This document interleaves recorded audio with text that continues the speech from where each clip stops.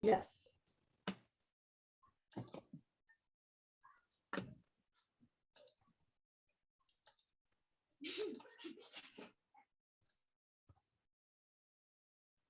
Welcome, Hello. welcome everyone. Okay, we're waiting for everyone to get in the room. Let's admit.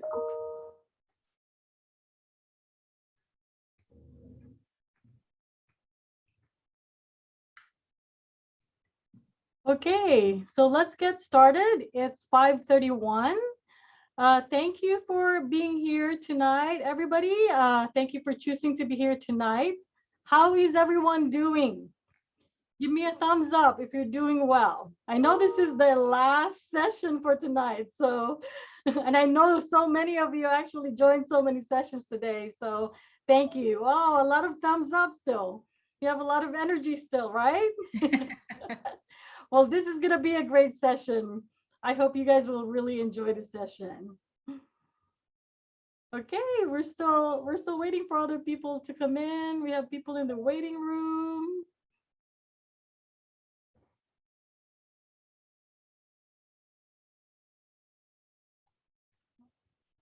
Wow, more people in the waiting room.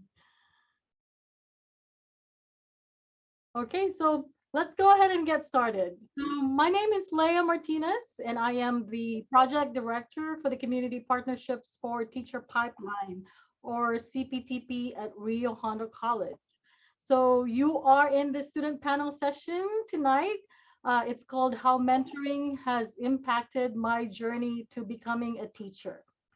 So tonight you will hear from students from Rio Hondo College, from El Camino College, and Cerritos College, who are part of the CPTP mentoring program. And they will be talking to you about their experiences in the mentoring program and how mentoring has impacted their lives and their journey to becoming a teacher. So this session will also be facilitated by two of our success coaches in the program, and they will be introducing themselves to you soon. But success coaches really have a very important role in the holistic student support services approach that we have in our CTPTP program. And they work very closely with all the students in the program. So before I give them the floor, just a brief introduction about the community partnerships for teacher pipeline. So Rio Hondo College, Cerritos, and El Camino College, we are all thrilled to be part of a new grant that is focused on teacher preparation. It is called the Community Partnerships for Teacher Pipeline. I know I keep repeating it, CPTP, because it's really long. It is an initiative funded by the US Department of Education, supporting Effective Educator Development Grant, or SEED grant. And the goal of this project is to build a community-based teacher pipeline that strengthens the teaching profession by increasing the number of teachers of color. So there's a big emphasis on diversifying the teacher workforce by recruiting students of color to become teachers. And there's also a huge emphasis in social justice work in this project. So the program connects future teachers like you in the greater Los Angeles to enhance advisory mentors. So every semester, we actually pair students to teacher mentors, and the mentors guide our students to explore the teaching field and inspire our students to become teachers. And we also connect students in this program to success coaches like Alia and Darneanna that you will be meeting later. And the success coaches actually will support our students throughout the way, whether they need support in completing the 30 mentoring hours that is required in the program, or getting support in transfer, financial aid, and whatever support you need. And aside from that, we also provide career development activities and stipend for both students and mentors. And last but not the least, all participants automatically become a member of the CPTP Teacher Mentoring Network, which actually serves as a hub of professional learning communities. And there's a lot of teacher support. We have a lot of collaboration and community building that's happening there. And that is what CPTP is all about in a nutshell. So with that, I will ask our very, very capable success coaches to take it away.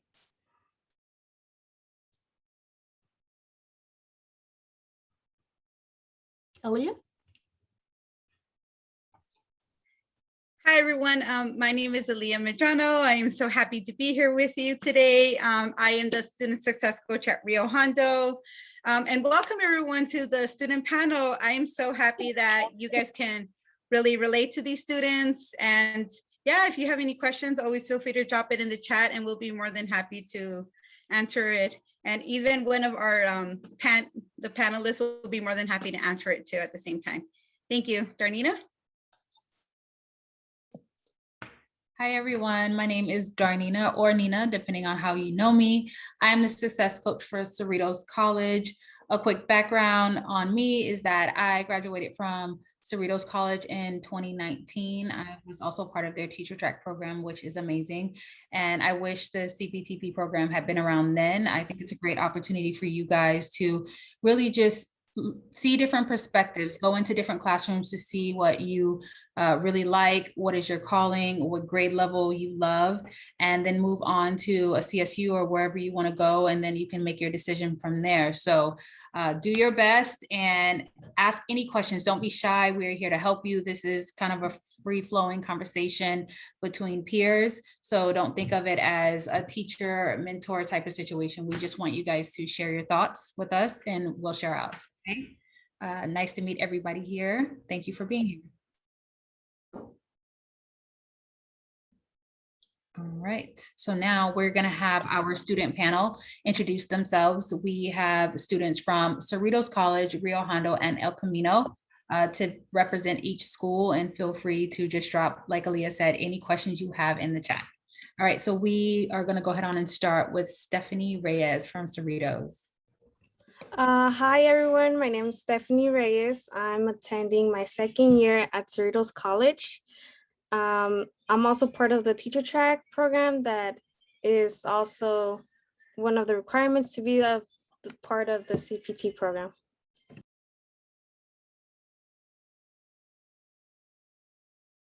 Now we could go with Cindy. Hi, everybody. My name is Cindy Lopez. I am a former student of Rio Hondo College, and I am currently on my second year. I am expected to graduate this fall 2021. I will be obtaining my AA in social work, but I am also interested in early education, grades K through high school.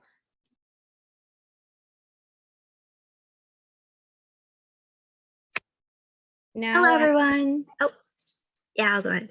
Sorry. Hello, everyone. Welcome. My name is Yuni. I'm a student at Camino College, currently in my second year, majoring in history. But for fall 2022, I plan to transfer under history, but also with a minor in education. And I'm looking forward to possibly going under college and career planning as my career. And I'll go ahead and pass it to Carly. Hello, I'm Carly Bill. I'm from Cerritos College. This is my third year at Cerritos. I'll be graduating in the spring and hopefully transferring to Cal State Long Beach. I plan to be an elementary school teacher in the special education department. And I'll pass it to Isaac. Hello, my name is Isaac Medrano. I go to Rio Hondo College. This is my third year now attending there, and this is my second semester in the CPTP program. I'm attempting to get a major in mathematics, and will try to become a math teacher, a high school math teacher in the future, hopefully. And I think that's all of us.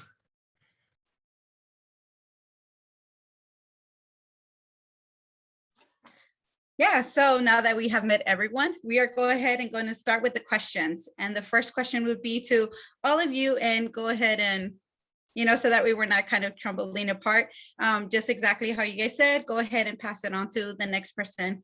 And the first question is why do you want to teach? let's start off our basic with our teaching philosophy. Why do we want to teach?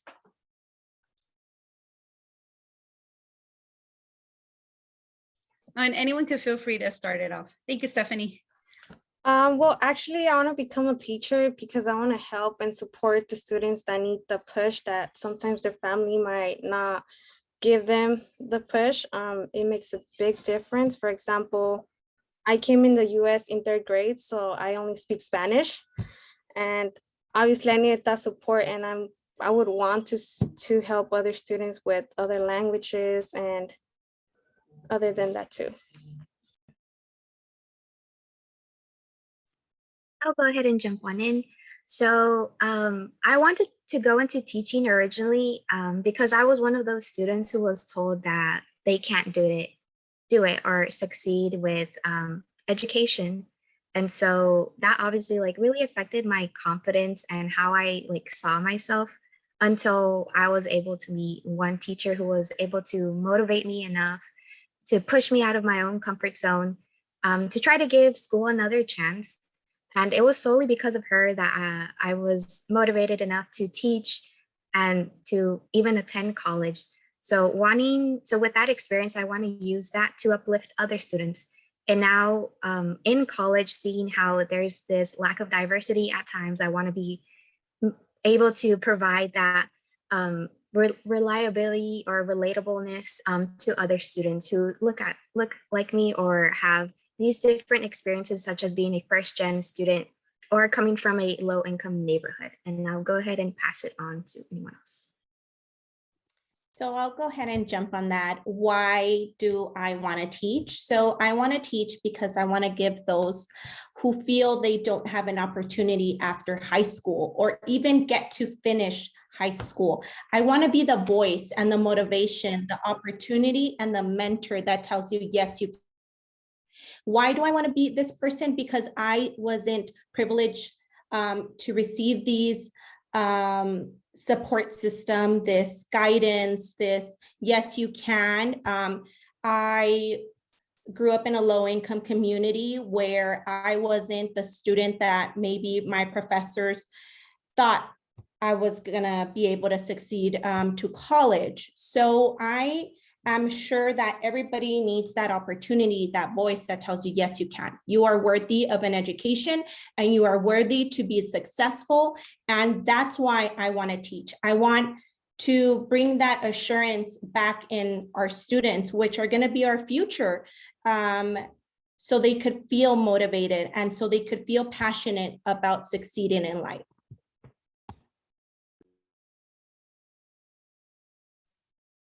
I think I could go next. Is it? I think I first realized I wanted to teach when I was in high school, figuring out that I've always been very fond of math. I've always enjoyed it, and I liked helping others to learn it as well, especially those that were like struggling or didn't quite catch on what we were getting taught. And ever since then, I thought, you know what, I want to be a teacher. And it's always like, it was seeing my friends or just my classmates having that, like what I like to call the aha moment when they finally understand what's going on with a problem. And that's something I want to keep achieving and try to strive for when I try to become a teacher in the future.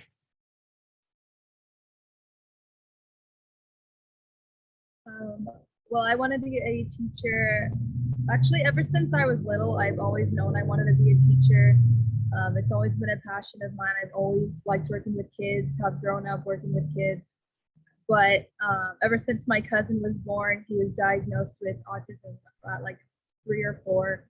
And I've been helping take care of him his whole life, basically. And just seeing how much his teachers have impacted his life and have changed him so much and have helped him socially and in his education, and has just really inspired me to want to become a special education teacher. So that's why I want to teach.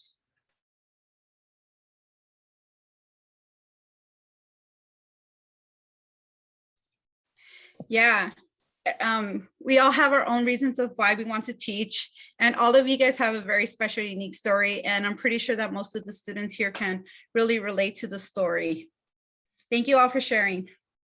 Yes, thank you guys so much for sharing. And if you don't know, if you want to teach or not. This is why this program is really great. It'll let you see if this is your true passion, if it's your calling, something you really want to do. So go into it wholeheartedly and really make that decision if teaching is something that you want to do, but it is really rewarding. So thank you guys for sharing. So we are going to move on to the next question. And the next question is going to be, what challenges do you have? How are you overcoming them being in the CPTP program? So I am going to allow you guys to choose who wants to answer this question. So somebody just unmute and go ahead on and answer.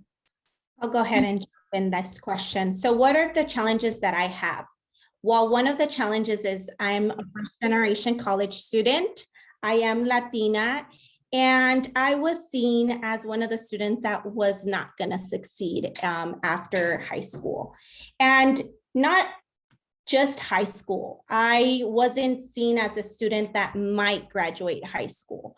So just alone, I was already mentally preparing myself to be a failure, to be not even considering myself to even finish high school. My goal was to catch up in all my assignments. My goal was never, oh, what college, what university am I going to attend? What can I do to better my education? My goal was, am I going to make it? So I faced a lot of those goals. I faced a lot of negativity and just negative feedback from family members, siblings, friends, and a lot fell in, I wasn't getting that motivation at school. So I already felt like I wasn't going to be worthy of attending college. And what am I doing now to better myself and stay motivated is just being very open-minded and really understanding that if one door closes, another one will open. And if that door closes, another one will open. I am a strong believer that if you keep on trying, you are going to succeed. It's the minute you stop trying that you actually give everybody who had those negative thoughts, those negative comments about you not being successful in education that are really gonna reflect in yourself. And I had a lot of doors closed. I had so many times that I was already trying to give up. I got sick. Life happened, because everybody knows that after high school, life happens. Whether you get a job and you decide, oh, this is actually good, getting paid a salary and you don't have responsibilities and you want to get a car, and you just, life really gets you. But it's overcoming those situations, like really focusing on what you deserve. And I deserved a better education, and you deserve a better education, because no one here knows you better than yourself and what you're capable. And honestly, really focusing on the challenges that you are willing to overcome to succeed in life.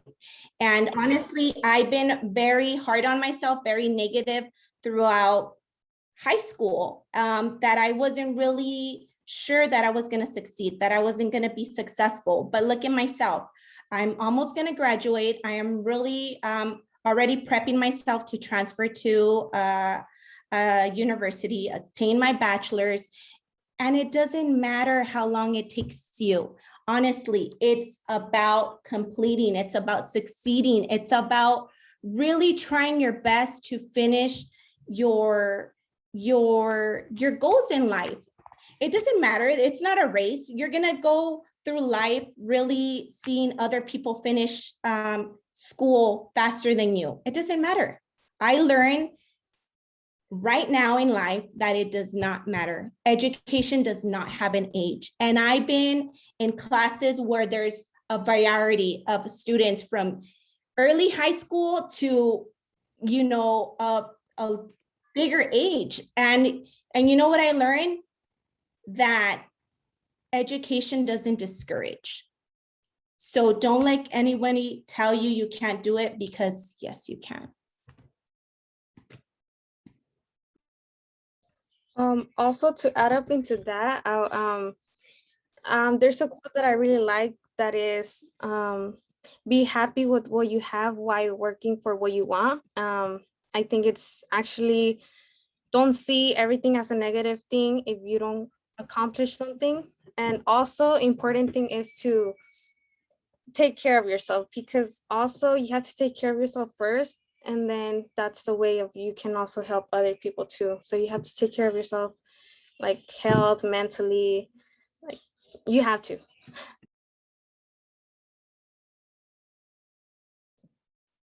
I agree. So Stephanie, since you unmuted and gave us that nice quote, thank you, Cindy, for sharing. You can go ahead on and answer the question too. What challenges have you faced? Also, I'm the first generation from my family to go to finish high school and to continue to community college. I would say that that's been something hard because I don't know what are the guidance for me to pick the path. I don't really not understand the path, but I had to get out of my comfort zone, ask for help, and also talk to people that have done it already so I can know what are the steps that I have to take for me to be where I want to be. And not only that, but also I have struggled with just making sure that I have good grades. I have to balance work, taking care of my sister, my responsibilities, and also completing the CPT hours. You just have to know how to manage the time. I would say that's really important. And a lot of students I know, they struggle with managing the time.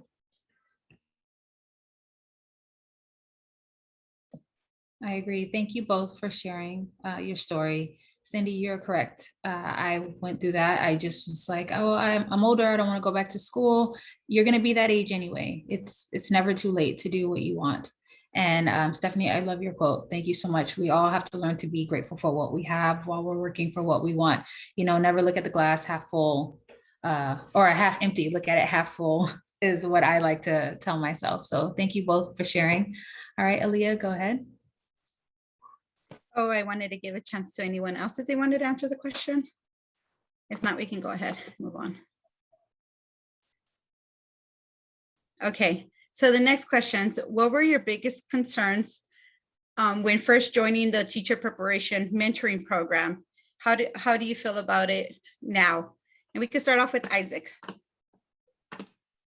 Okay. I guess the first concern that came to mind was that I've never had a one-on-one like mentorship, so I was very like questionable about what would happen.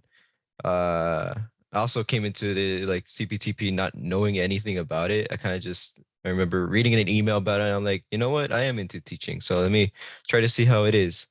So I completely came in like blind. I didn't know what was gonna happen. But and then again, like even with the description, I'm like, well, how is the one-on-one interaction with the mentor gonna be?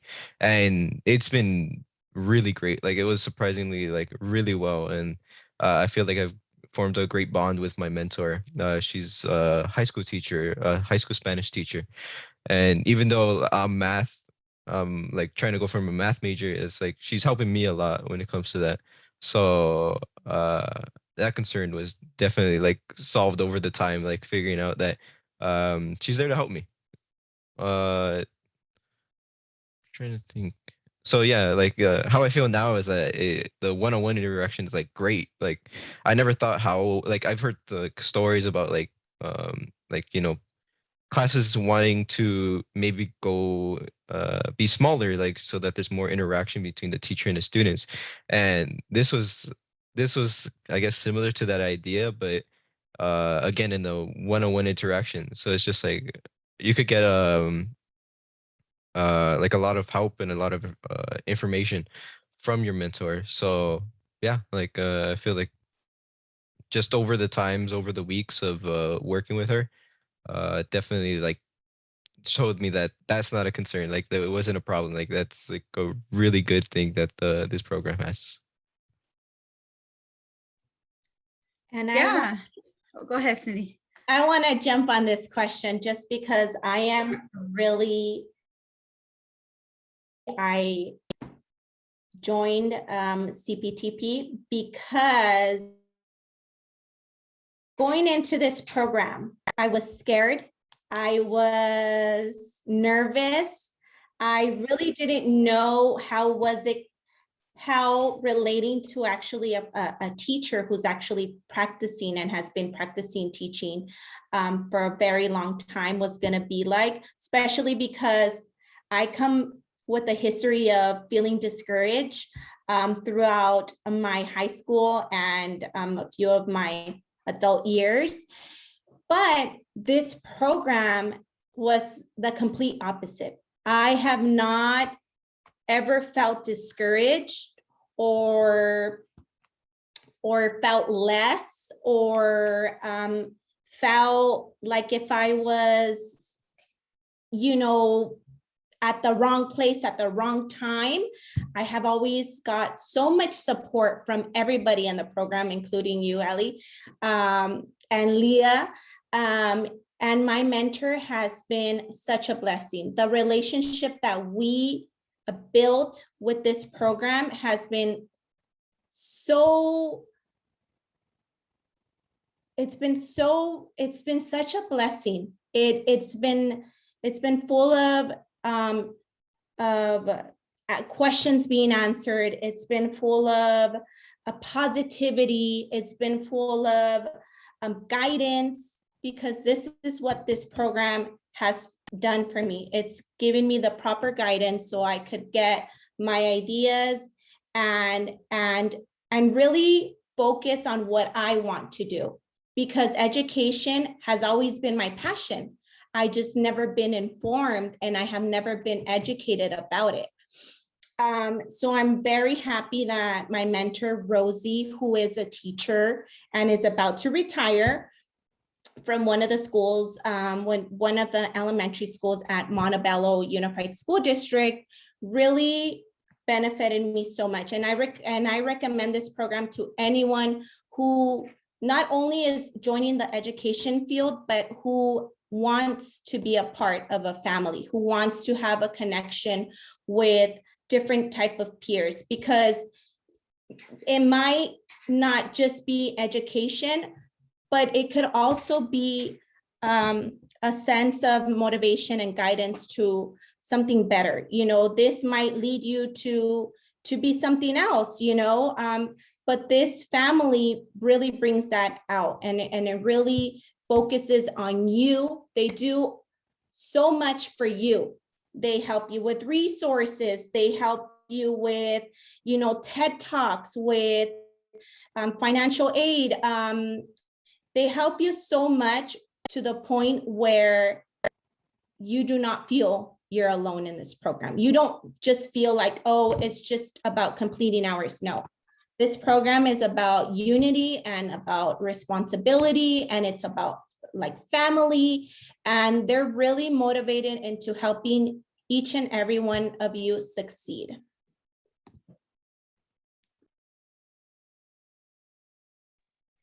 Yeah, and that's exactly what this community partnership is all about.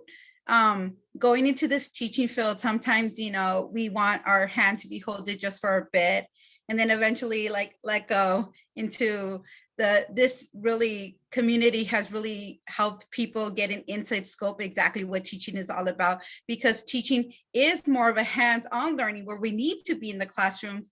And the CTPT program has been a great experience for most of you. Building a mentorship, building that relationship, it's going to last long. And for any of you guys, it's a really good relationship to have. You never know when you're going to need them. So building that relationship, that connection is something that you'll always treasure forever. And I'm hoping that you'll keep that relationship even when you move on from community college, but that they'll always be there. Any resource you need, anything else, say you need hours for your future classroom, you can always reach out to them, right? So does anyone else want to answer the question? I can answer the question. For me, to be completely honest, one of the things I was worried about was completing the hours because I'm more than a full-time student and I have 3 jobs, and I'm in a bunch of programs and stuff. I have so much going on. So I was really worried about completing the hours on time. And I feel like a lot of people, I mean, that's like the first thing you're gonna see, like, oh, this is cool. Then it's like 30 hours. And I was like, what? But it's actually really easy to do it. And there's a lot of things that you can do to complete the hours. Like one of the things I'm doing is I'm doing like a little art paper that my teacher did with her students. And that's like part of my hours, or even just talking to your mentor is part of the hours. Like there's so many things you can do to be part of it, to go contribute to your hours. So if that's one thing that would stray you away from joining the program, then I wouldn't worry about it, because the teachers, I mean, the mentors and everybody works with you so much to complete your hours in any way that helps you around your schedule. So I just wanted to say that, because that's definitely one thing I thought about. Thank you for sharing that, Carly. Like she said, don't let the hours scare you away from a great opportunity to learn and to really get into the classroom and see what that's like. Because I can promise you guys, you will learn a lot in the books. It is very different when you get into the classroom. And so having that early on experience really helps you in the future, especially as you move on to a CSU or wherever else you go, and then you move into your teacher preparation program. You're going to see that what you learn in books is it's important, but that hands-on experience is the most important thing. And you are getting that really early on, something that I didn't really get. Yes, you get things in your serve hours, but it's very different than doing your serve hours. So I would encourage you guys to get into the classroom, zoom in as much as you can, and don't necessarily worry about the hours. It will happen naturally if you're meeting with your mentor and creating that that lasting friendship, because that's what it should be. It's not just a mentorship, it should be a friendship. Okay, so thank you guys for sharing. And if nobody else wants to share anything, we are going to move on to the next question. And the next question is going to be, how has CPTP program impacted your view of the teaching profession? So I want to go ahead on and pass that to William and then Yuni after. Hello, good William, afternoon. can you introduce me? Yeah, good afternoon, everyone. My name is William Salazar, and I am the El Camino representative for tonight. It's nice to see everyone here today. Going back to the question, it's shown me that there's a lot more males in this industry, because going through my education, my classes, and the schools that I have observed and worked at, mainly female. So it's nice to see that there are males in this industry. And I know for a fact that I want to be in like the kindergarten or first grade area, and there's not too many of us. So I want to see more of me in the primary grades. So that's it. So for me, I just want to give a little bit of context. This is my first semester with CPTP. So I kind of came in sort of blindsided, like Cindy mentioned. I didn't really know what I was getting myself into. All I know is like if you complete 30 hours with your mentor, and that you'll get resources and like have to attend different workshops. But I wasn't too sure. All I knew was like it had to deal with education. But so far, I'd say I've been really enjoying it. Specifically, our like one-on-one sessions with our mentors. I was a little skeptical at first. I was scared we weren't gonna get along, or that it would just be like really awkward. But it really does feel like a friendship. We've been having our weekly meetings where we discuss like how her presence as a woman in color is within her school teaching K through 5, but also sharing our experiences of being in college, where sometimes your professors don't reflect your ideologies or who you are as a person. And so with CPTP, I feel like with the constant emphasis of having diversity with teachers, as well as how important making connections is, it really just changes your own perspective, but also uplifts your perspective. Just recently, we've been reading a book together weekly where we share our thoughts and then later connect that to teaching. So just today we had our meeting and I sort of mentioned how me coming from a low-income community where the predominantly of the students were people of color, but also the teachers, we were able to share a lot of our insecurities of being low income or first gen or being undocumented. But later on, transitioning to college, sometimes your professors don't really reflect that. And it can be really intimidating, especially being a first generation student, having to figure everything else on your own. And sometimes even feeling like an imposter, like you don't belong there or like everyone else is catching up, but you're like left behind. With CPTP, like Cindy mentioned, I don't feel alone anymore. I feel like I can discuss with the other students and even my mentor how I feel. And they just later on reassure me that I can do it, like you can do it. You may have difficulty now, but the payoff will be huge in the future, especially with building my own self-confidence again and just learning more about the profession.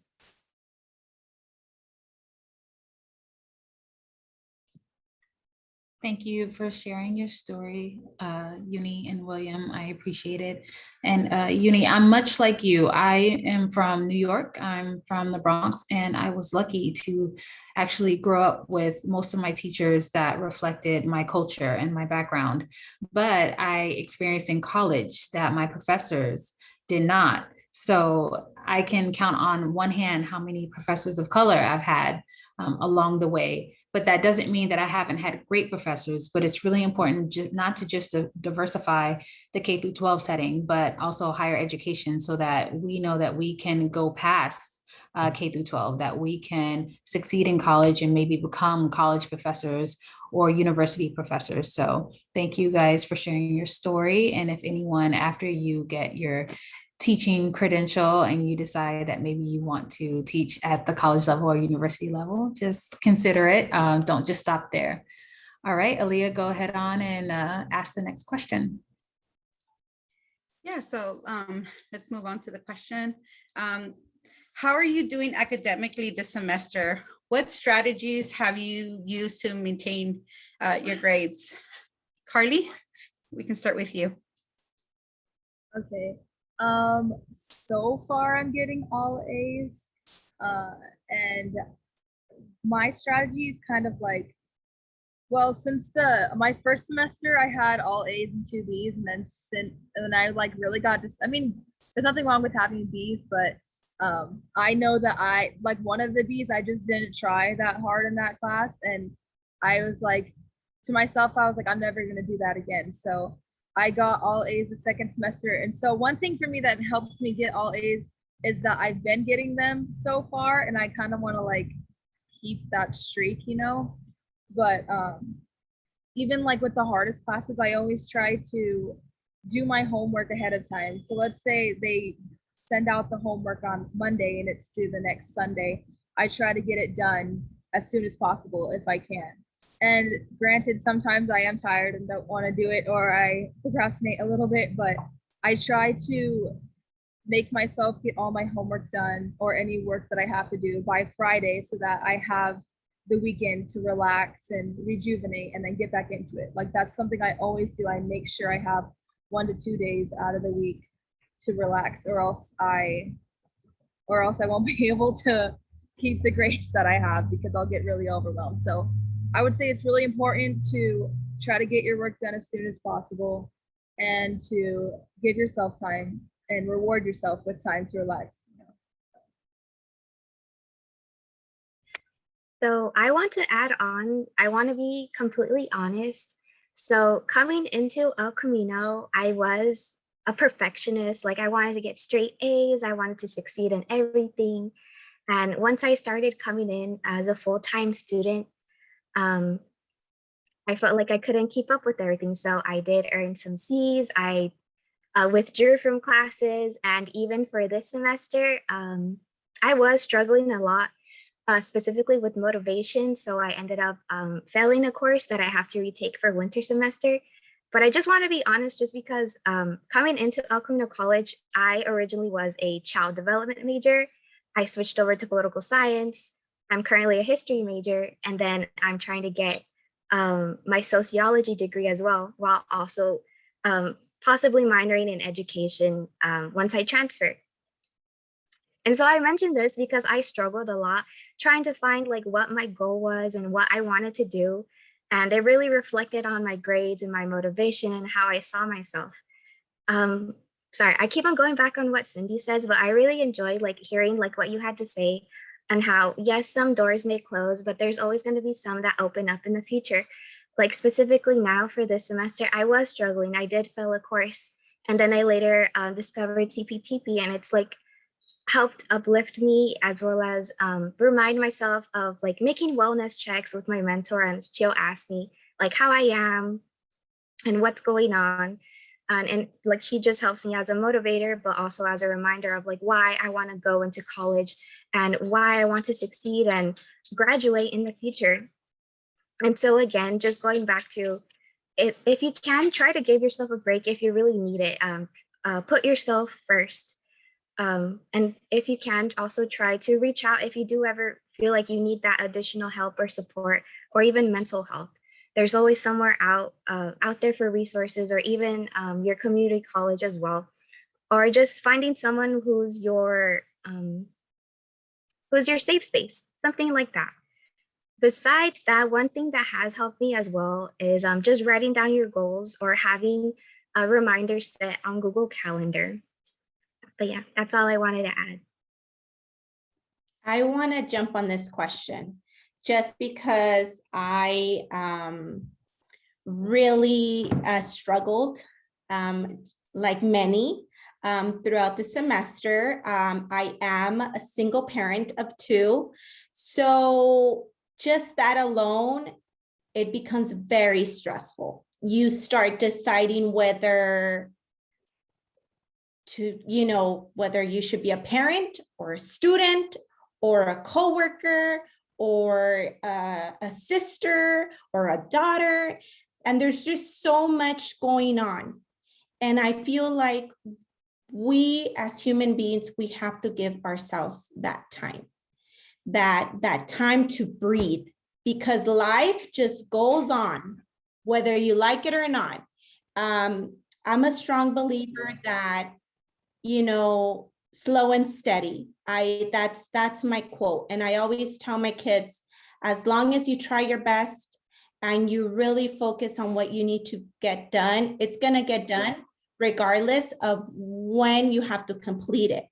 By that, I mean like deadlines. Well, we're so used to putting a deadline on everything. You graduate from high school, you go to college, you get married. You need to remember that life sometimes may not be that way. And I put it like that on my education. I struggled so much. And just like Yuni, I had to drop some classes because I was going crazy. I was taking 18 units. I was trying to be a daughter, trying to be a sister, trying to be a significant other, trying to be a parent. I was just all over. I had my full-time job and it was very stressful. I didn't know what to do with myself, and everybody just saw me getting things done. But in here, I was not getting things done. Like I was overly stressed. I was procrastinating. I was not studying. And that's not the person that I am. I like to really try my best, put my 100% on everything. So what did I do? I also decided to withdraw from a few of my courses and really take my time, because it's better to take your time than really set yourself for failure. And it's okay if you fail. There's nothing wrong with it, because there's next semester and then the next semester and then the next semester. It's totally normal. What's really important is to remember, your mental health. It's to remember that you need to breathe, that you need to take it day by day, because you just never know what's going to happen tomorrow. And that's basically what I did to maintain my grades. Right now, I'm taking 2 courses and I'm doing my internship at a homeless shelter. And I'm a parent and I'm a daughter. And I feel comfortable doing these things now because I took the time to actually balance and really focus on what could I do, what could I really accomplish, and what could be postponed for next semester. So really think about, your schedule, time managing, because you need to prepare yourselves for those moments where you don't know what's going to happen. You might want to take 18 units, 20 units, but in reality, do you have the time? Do you have, that balance in your life to really take on so much, especially if, like I said, you have a job, you're a full-time student. There's just so much, and we tend to forget about ourselves. So I really learned this semester that you need to take it slow and steady in order to succeed. I kind of want to go off what Cindy was saying. This semester I had a professor and she said that just life happens. And you kind of just sometimes roll with it. I have a planner with me wherever I go. It's my life. And I would like to say that I wish my life can be like how organized my planner is. It's not the case. I get to work, something happens. Or I find out I have an extra assignment done and that's not on my book. I find out that, I have a doctor's appointment that I have to attend to, or there's something else that I have to do, or a family member decided to have a gathering and I have to pencil them in. It just, life happens and you just kind of have to sometimes go with it, and that's okay. And like Cindy was saying, yeah, sometimes you have to give up certain things and sometimes you want to do everything, but you can't. That's the reality. And I feel like there's certain things that you just kind of have to take priority of, and that's up to you. It's what you feel you should do and what's most important to you. So if you feel like taking just those 2 classes is what all you can do, then I say take those 2 classes and take your time with it. But if you strongly believe that you can take those 4 classes and go to work and be a mom or be a single dad or do all these other things, then go for it. But that's up to you. And I feel like you have to make that decision for yourself. That's all I want to add. Also, one last thing that I would want to add is, for example, I've been struggling. Not everything has been perfect to me, but I just don't give up. I try to find opportunities. Also on campus, I know there's a lot of people that are willing to help, like tutors. Don't be shy or feel uncomfortable to ask for help. I know it's really hard. It's something I really struggle with, but I know I just have to do it because I want to have good grades, and not only that, but keep learning. I would say to do tutoring or get in a group with other people from your classroom, get to know them and study together. And also the calendar, like, yes, it's really helpful. And if it doesn't help you to write it down, use your phone. Like it's anywhere that you could have it. Google, like I use Google Calendar, or you could use your regular calendar reminder. It's really helpful. It's just, don't close yourself, or also committed to it. If you say, oh, I'm gonna do this, do it, because sometimes we just say it, but we don't do it. So just do it. I just wanted to add something really quick. I do have good grades, but it definitely was not easy at all. I'm not a person who school comes easy to. I'm the type of person who just, like, especially in high school, I did all my homework, but I wasn't the best at test taking. So all the things they're saying is definitely things I've been using. Like, I can't trust myself at all, especially since I'm in a lot of programs and stuff. I write everything down. I'll set reminders on my calendar to remind me when to do them. And I have dropped a few classes as well to make sure, because like for me, just like what Cynthia was saying, like you need to make sure you can put 100% in all that you're doing. So if you can't put 100% in the 5 classes you're taking, then maybe just take 4 or take 3, just whatever you can do, because it's better to put the best of yourself in something than to put only half of yourself in so many things.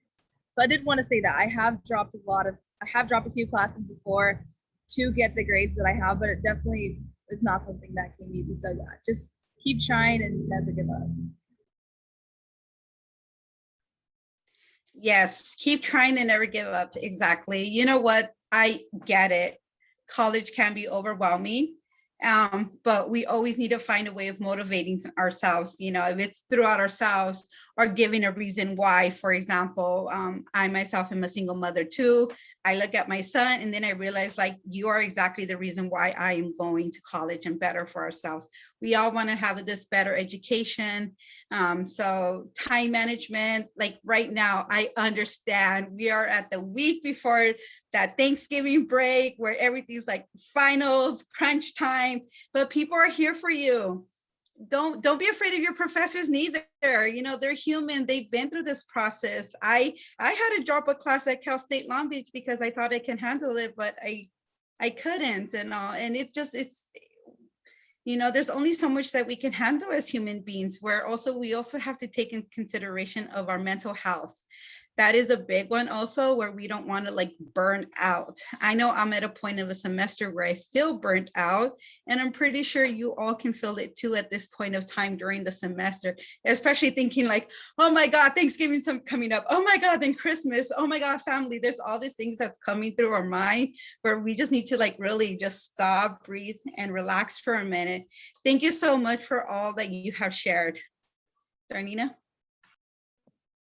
Oh, this topic. So it's easy for me to say, oh, you know, I did a double degree at Cerritos and graduated and got scholarships and I went to Cal State Long Beach and I had a really high GPA and now I'm in a master's program of student teaching. But I always say this to Colleen, the director of the teacher track program, that I am like Grace on the top part, like I'm a duck.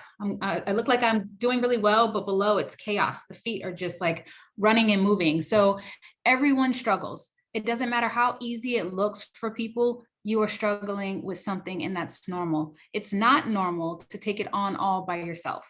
This is a community and you meet people. And I stress this when I give a time management workshop.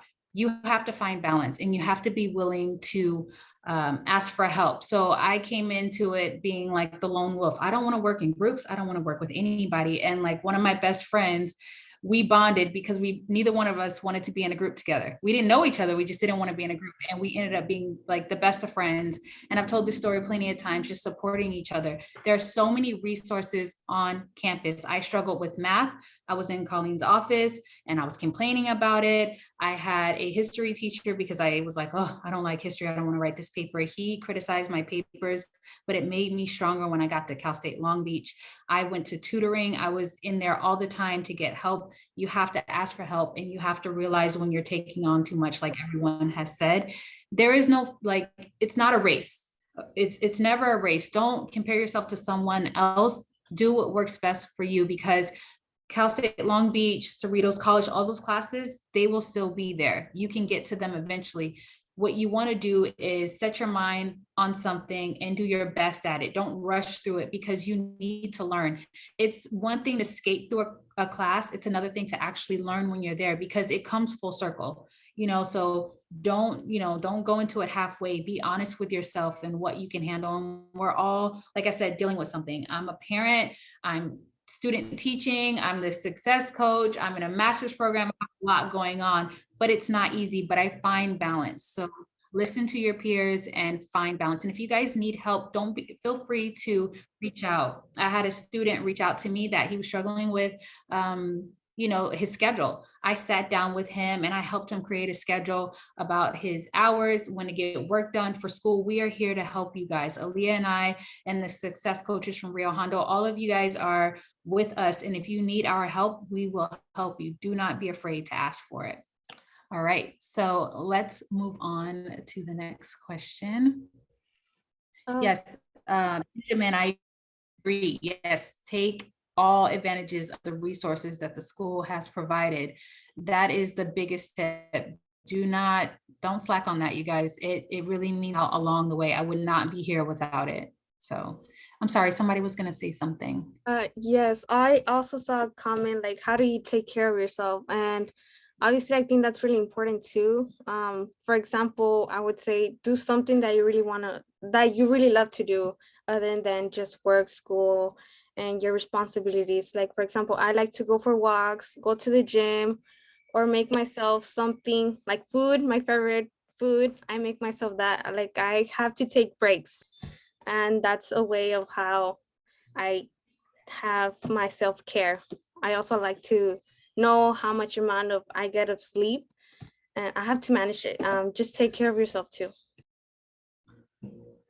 I agree. Take care of yourself. Mental health is very important. If you burn out up here, you can't do anything. You can't give it your best. It won't be quality. So make sure you find time for yourself and balance. That was definitely something I had to learn in the beginning of my educational journey, was how to balance everything out and still do something for myself. Like Cindy said, we're so busy trying to be daughters, mothers, friends, just, a confidant, a significant other. There's just so many different roles that we take on as people that we never really realize. And then the person you forget about is for you and the things that you want. All right. So, Lori, go ahead. I see you unmuting. Are you going to say something? Yeah, if I could say something, I'm a military wife. So my husband was deployed for years. Sometimes he'd be gone. His last deployment, he was gone 15 months. So I got used to doing everything myself.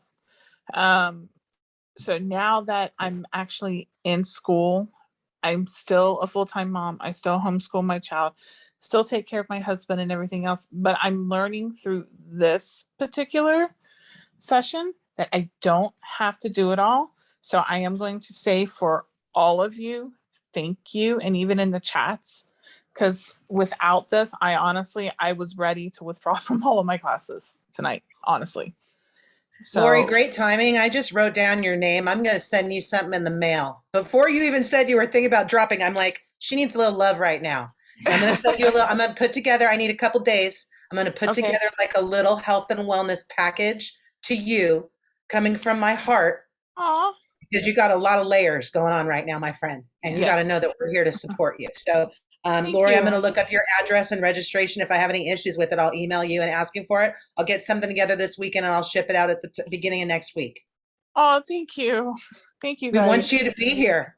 It's that simple. Well, my professor, she pushed for me to take this. She said, you need to do this. She was like, if you do nothing else in my class, you need to go through this. And she was like, you didn't get a chance to do it last year, but you have to do it this time. So I'm really glad she pushed it. She really did. So thank you guys. We are thrilled you're here.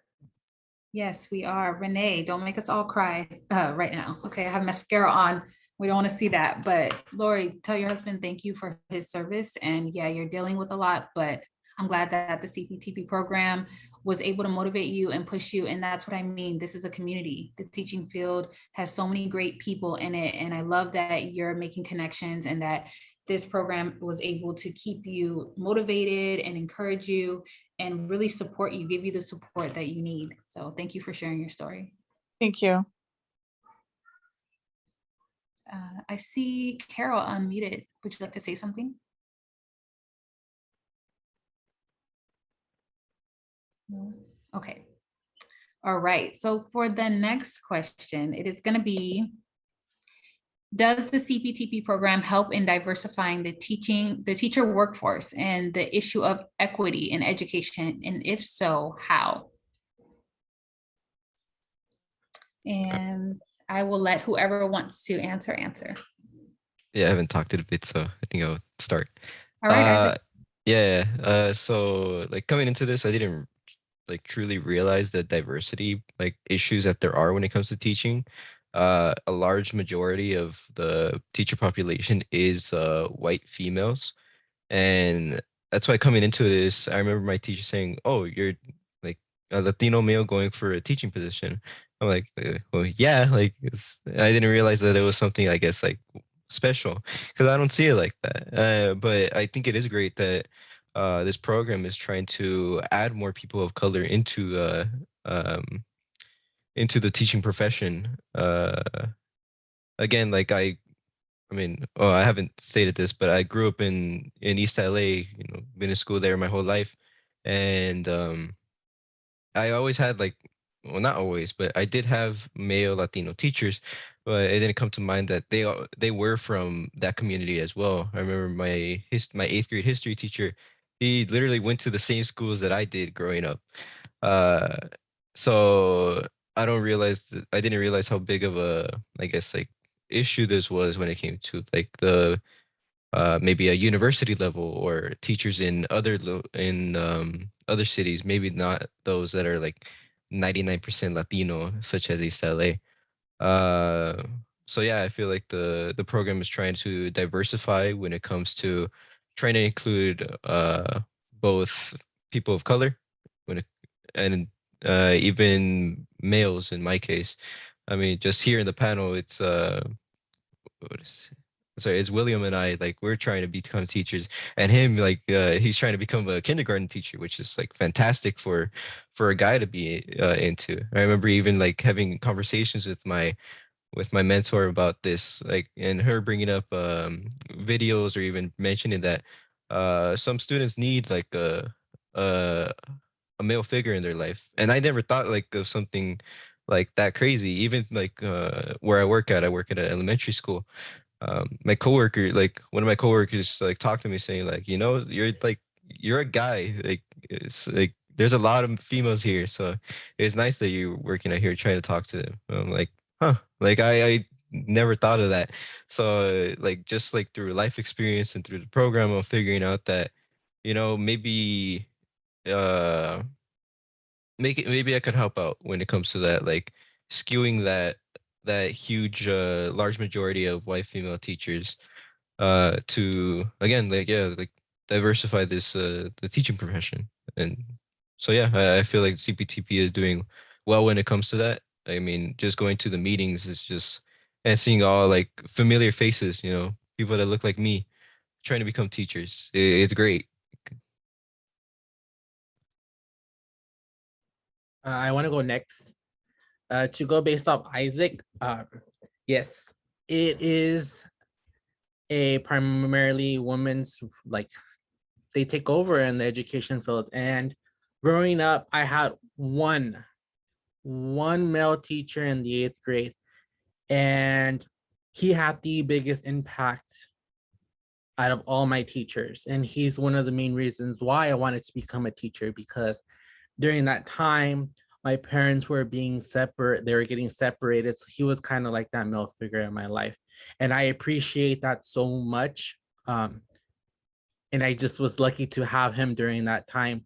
And I want to be that special inspiration or that role model to people that don't have a father. And especially I want to work in an urban area, and it's a lot of single moms, a lot of kids that they don't really have a father figure. And I want to be that father figure. No, I don't want to be their father, but I want to be their role model as a male figure in their life, a positive one. That's what I want to be, a positive male figure in their life that they can look up to, trust, and really make a genuine connection with.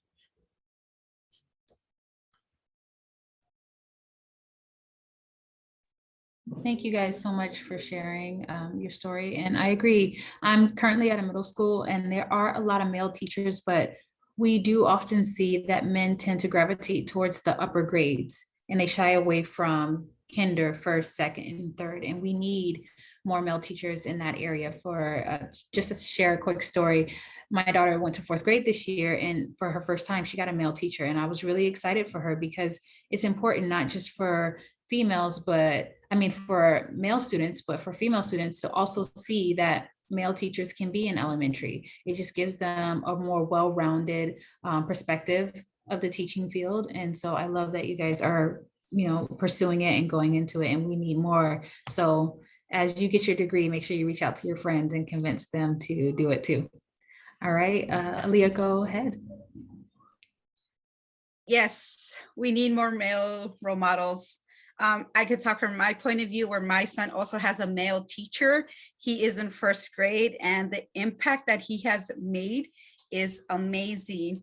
And me, myself, who is a single mother, I'm very fortunate to see that this male teacher, just the impact, like when he walks into school, high five, fist pump, there's different ways, you guys are really breaking that taboo and that stereotype and that chain that, males is what we need also in the lower grades too. And I'm so happy and so honored to meet you. And I hope we also get more males into that too. Does anyone else have anything else to say about this question? Maybe also like if you're bilingual, we need more teachers if they don't know another language, because sometimes it helps to communicate also with parents and also get to know the families, their background, and understand them, where they come from. Then, sorry, I wanted to add on something briefly. Like, even having this discussion right here, it's sort of like bringing in how can we diversify education? Because, I feel like within like my K through 12 education and even college, we didn't have these conversations and really look at who's teaching, who's in this classroom or in certain majors, who dominates like STEM fields. But also with our student equity hours, our sessions that we have mostly every week, for the first time, I found out how we have to celebrate Indigenous land and using pronouns, or learning how to be anti-racist, things like that. It's like you've never, well, at least in my experience, it's not something that's really talked about. It's just skimmed over. We move on with our days, unless you're maybe in like a social science field or working in sociology. That's the only time that you'll really take the time to reflect and think about, oh, why aren't there like teachers that are people of color? Like, why aren't there enough men or women within each field? And so that's what I really enjoy about this program.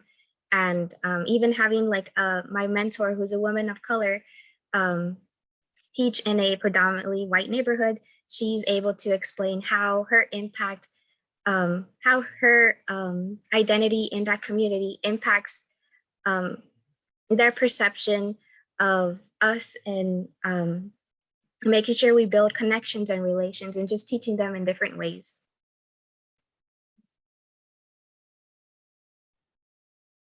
I kind of wanted to add something from a different perspective, I guess, since I'm one of the special education teachers.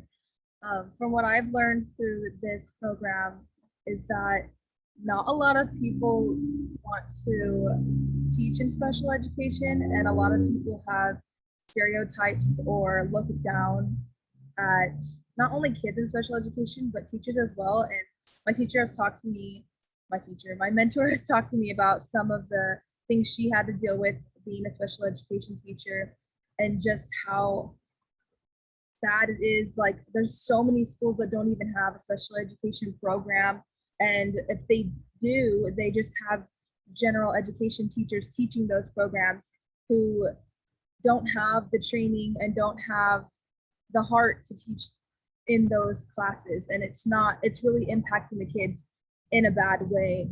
And I think that's definitely something that this program has helped me see, and it's opened my eyes a lot more to, I mean, I've always cared about it before, but I do even more now, and want to try to even go further in that when I get a career, and maybe even join or create programs to create better communities for kids with disabilities in schools, because it's really, really sad how much we need teachers who care, who want to be in those positions. Because I've looked it up and I've talked to those people and I've talked to my mentor, and there's such a decrease, there's such a need for teachers in that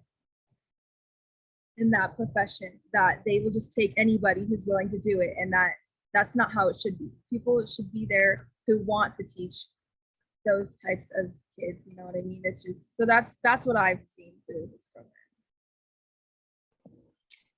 And I want to jump on this question too. hit a little bit close to heart when it comes to the differences that you see amongst different communities. I grew up in a low income community. The high school that I went didn't have the best resources. So seeing the lack of resources did actually motivate me to become an educator, because I saw the disadvantages that we had compared to other schools that were still in the same city, just different neighborhood. So you see it all around. You see it in not only in my community, which was Montebello, but you see it in Cerritos, you see it in Long Beach, you see it in Compton, you see it in Lakewood. You see so much differences and so much diversities, and the lack of resources are like there's so many. But see, that's the thing that motivated me to be an educator, because just because we don't have the resources doesn't mean we cannot guide, we cannot motivate, we cannot push our students to become someone and to actually love education, because we grow up in education. We go through to preschool all the way to high school, and for some reason we stop there. And the reason why we stop there is because we are not getting motivated, we are not getting orientated, we are not getting pushed to love education. If I see myself back when I was in pre-K, I loved education, I love learning, I love going to school. And I compare myself to me being in high school. I was just trying to make it. I was just trying to, pass, graduate. I was just trying to get that diploma. I wasn't really, pushed and motivated to actually want to be an educator or want to be in a four-year college or even get a certification or a credential. I was just seen to just stop there. Like, that's it. I'm not going to make it, and that has to do a lot with the equity in our community, in our society. We need to really push education. We need to give other students what we never got ourselves. And I feel like if a lot of educators start doing that, whether it's males or females, we are gonna push our tomorrow to a better place, because we all could see it.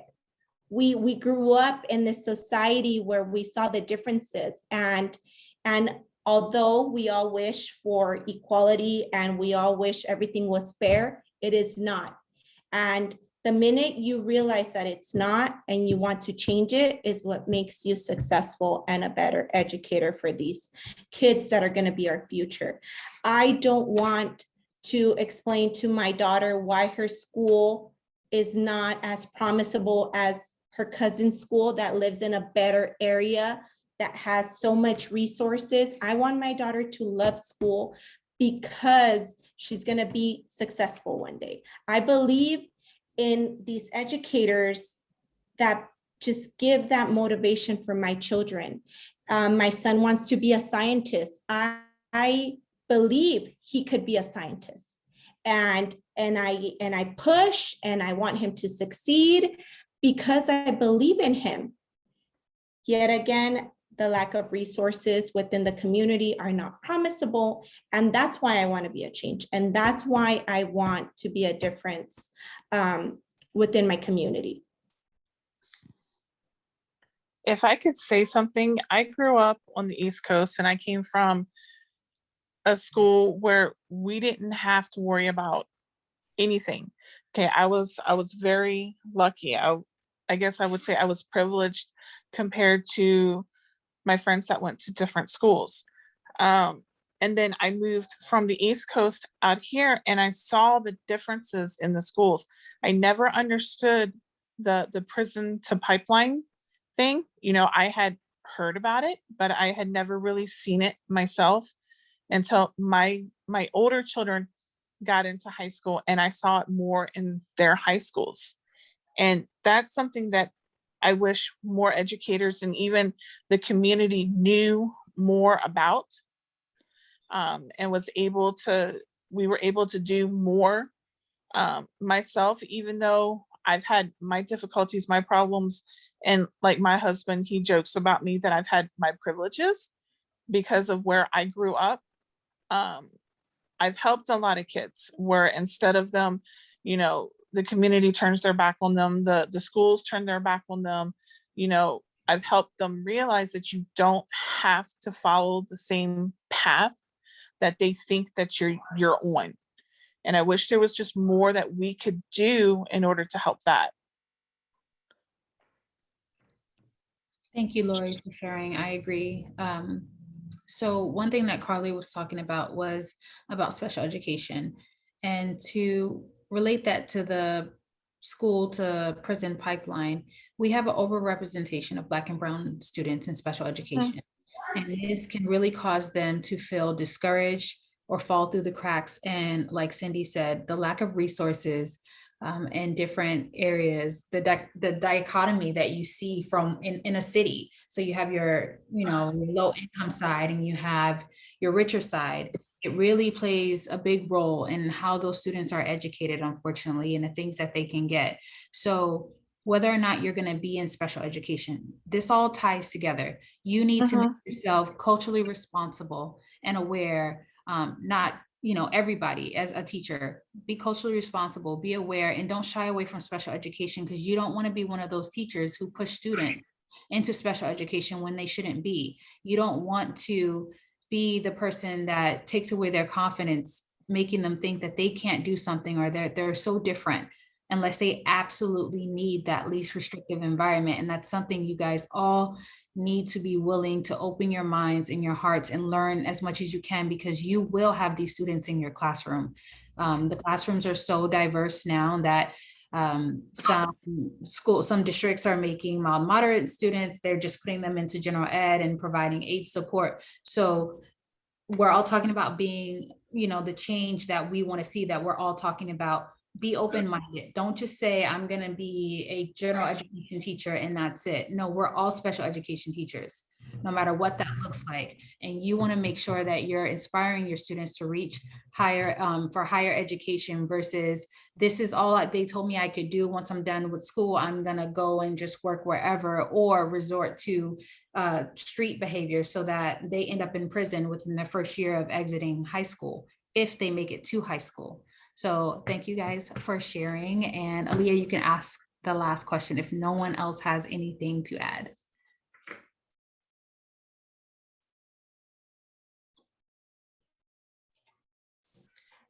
Yeah, so let's go ahead and move on. And the last question is, what are your plans for the future? So, and I would like everyone to answer that one. I'll go ahead. Like in the beginning, I said, I want to be a kindergarten teacher. And once I accomplish that dream, I do have one more, and that's to own my own preschool. I would love to open a preschool in the urban community, in the community that I grew up, with the resources that they need so they can have better education. I want to get them from their foundation, from their first developmental stages, to make sure that they have everything that they need to succeed. And that's possible. And then since I'm from that neighborhood, I want to show them that I'm the example. I was where you were. I grew up where you did. I walked the streets that you did, and look at where I am at today. Yeah. Thank you. What are my plans for the future? My plans are to be an amazing educator, to be that mentor, that guidance, that opportunity. I want to show everybody that I was able to do it regardless of how long it took me. I want my children to see that their mom succeeded, regardless of the time frame that they visually or kind of hear themselves. Right now, they're at the stage where age is a big factor. So they're like, mommy is 30 and she's barely finishing school.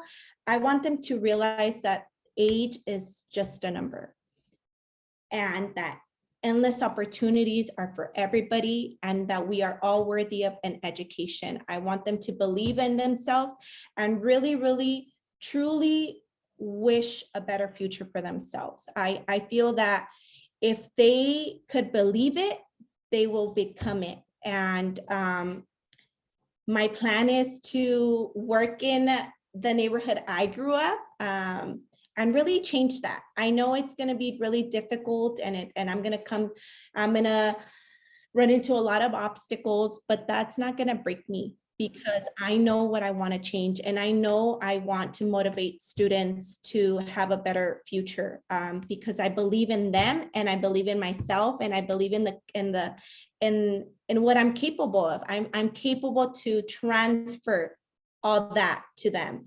And that is what I see in my future. Also for me, I see myself in the future, keep doing and going for my doctor's degree, and not only staying as a teacher, but hopefully going into counseling and also to work for the Department of Education, obviously, because we need to understand and also help teachers because sometimes they do need the support. So I really want to do that. I want to first start as a teacher and keep going with my education and make a change also for the teachers. So currently, I do work for El Camino College for outreach, and I'm just beginning to start a tutoring job. So from there, I do plan to transfer. I'm not entirely sure where, but for sure, my major will be history and minoring in education, hopefully to become like a college and career counselor in community college, because I felt like, as I mentioned earlier, I basically changed my major like 5 times. So I just want to make sure, like, if there are any students that do need that additional help and support and just need to like guidance and navigation on where they want to go, I want to be there for them and share my own experience of how much I struggled choosing what I wanted to do and how my motivation played into that.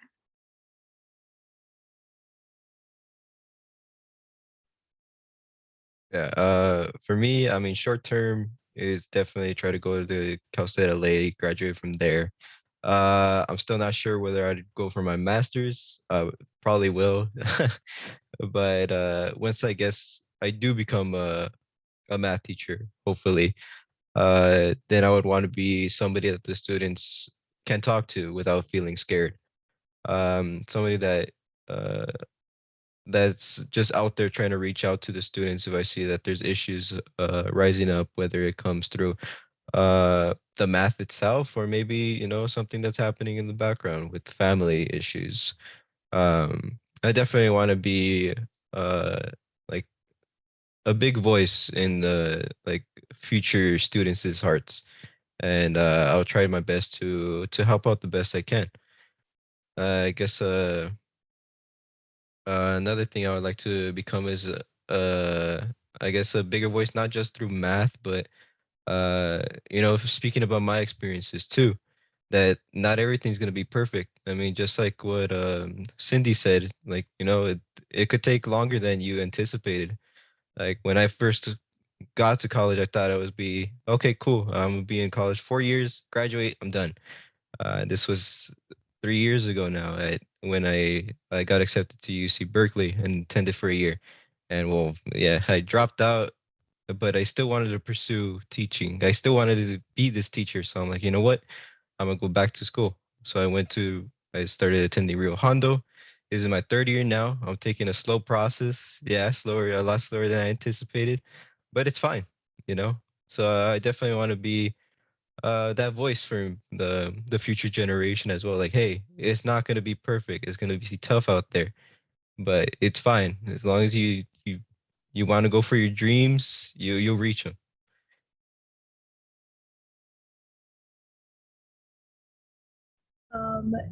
Yeah, so my short-term goal, I guess, is to just keep doing well in school because it's getting really hard. I'm definitely getting burnt out.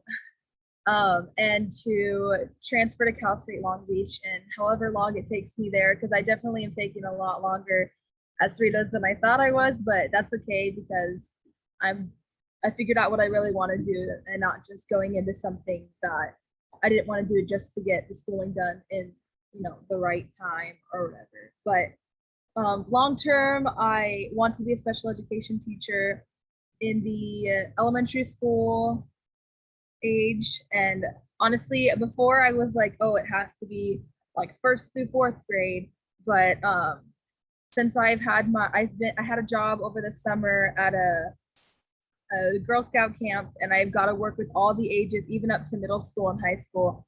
And I really realized that how much of an impact it is in that age, specifically like elementary school to middle school, because those are some of the most impressionable ages.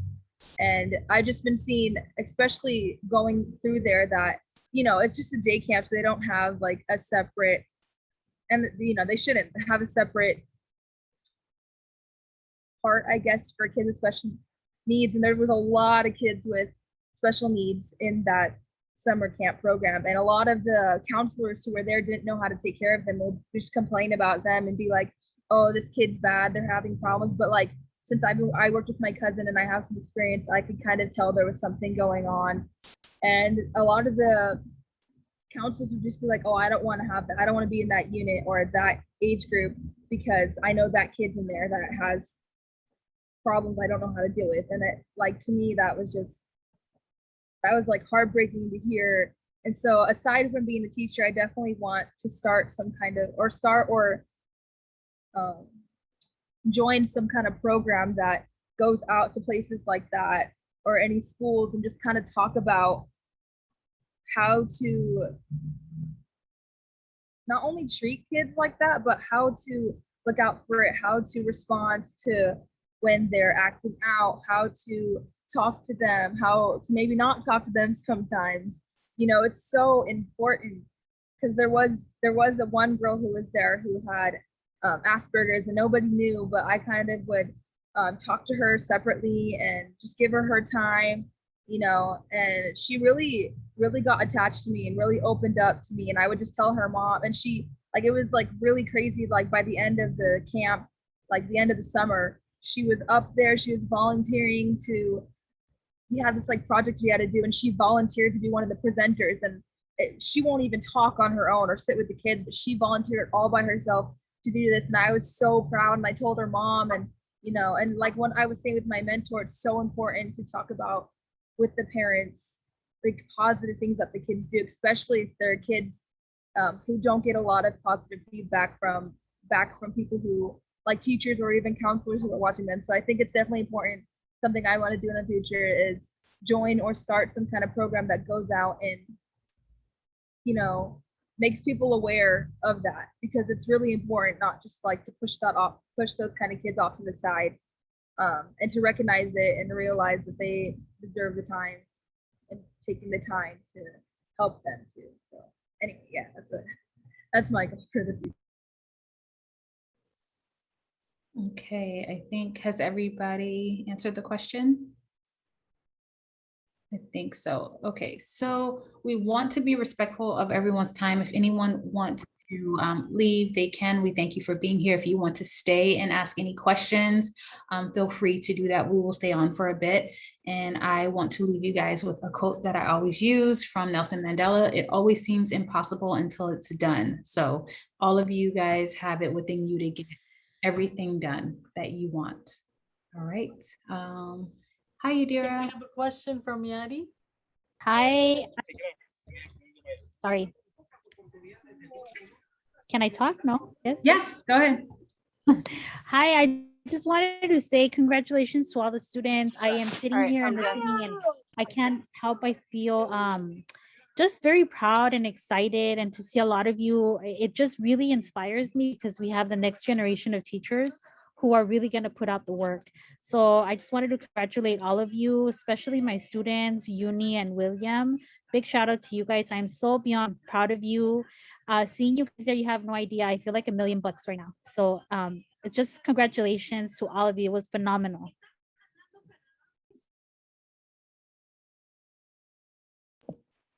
Thank you.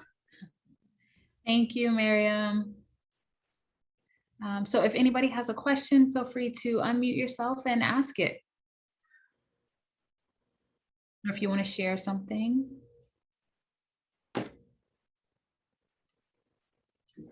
Thank you for your amazing stories. That was so encouraging. Thank you so much. Thank you. You're welcome. You're welcome. Thank you for being here. And Cindy, thank you so much. You're the best. Your stories, oh my God. I can relate. Thank you so much. Thank you. Thank you. Thank you for making the time to join us tonight. Renee, final thoughts? Feel free to chime in.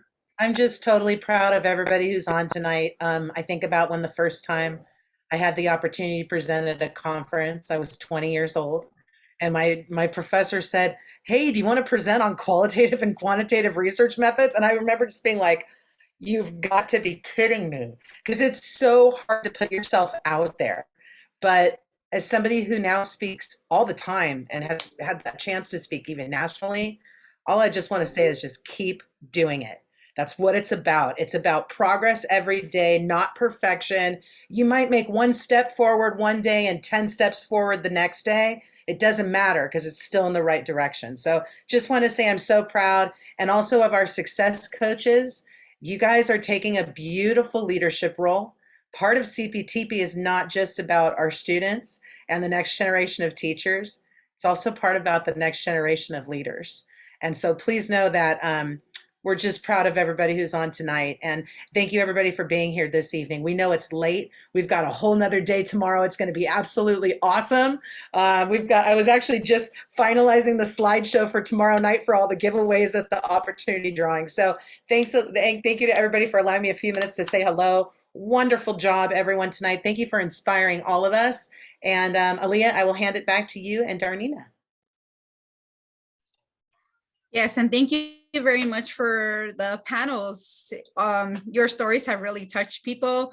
You guys also reminded me of why I want to go back into teaching, being that Latinx community. I grew up in the same area with Cindy, where I was just like, yes, I know. And you know what, one thing is about like my even teaching philosophy takes me back of why I want to do what I want to do and teach and go back to that urban community, give back to that community and help break out of that stereotype that we are all dragged into with this pipeline. Yeah, you guys did an amazing job. I'm so proud of you. Thank you for everyone for being here. Darneanna? Same. If anybody has any questions, just ask it. Thank you guys so much for showing up, for sharing your stories. I know it's not easy to talk in front of a lot of people. This is why they make us take that communication class as a requirement, and it still doesn't get easier. But I really appreciate you guys just being honest, like really telling your stories and not sugarcoating anything, because that's not reality. And people need to hear it so that they can make those connections.